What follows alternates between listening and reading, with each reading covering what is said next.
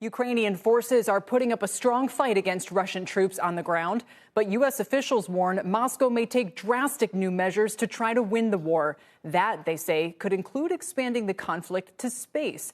Russia is refusing to launch 36 satellites for a London-based company unless it guarantees they will not use them for military missions. CNBC's Morgan Brennan breaks down how the war in Europe could be moving to the final frontier.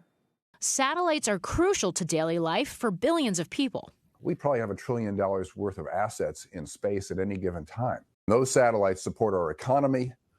Satellites support the synchronization of our banking system, our navigation, how we understand our world. And in times of war, can become an enemy target. The United States, our allies, and our commercial companies are using space-based capabilities to help provide intelligence and surveillance support to the Ukrainian military. Russia, of course, recognizes that. And the risk here is that Russia possesses the full suite of counter-space weapons and technologies. Using technology to jam critical GPS signals or ground-based lasers to dazzle or blind satellite imaging sensors. Most drastically, missiles shot from Earth with the intent to destroy, a capability demonstrated just last November when Russia blew up one of its own satellites. Already, there are potential signs of such activity after satellite operator Viasat's service in Ukraine and other parts of Europe was interrupted recently, an episode the company says it's investigating as a cyber event. If Russia, though, actually escalates its actions into space and we see more severe attacks, then I think we will see really a doubling down of investments in the space domain. The Biden administration is expected to include more money for space capabilities in its upcoming budget request.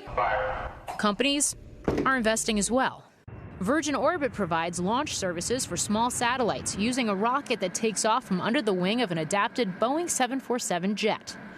CEO Dan Hart says that capability to launch from effectively anywhere could make these threats eventually obsolete.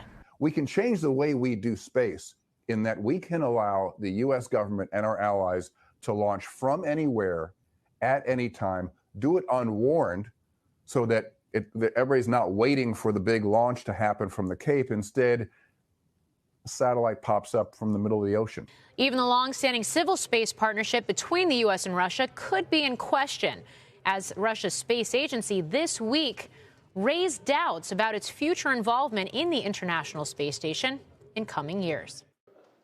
Shepard Smith here. Thanks for watching CNBC on YouTube.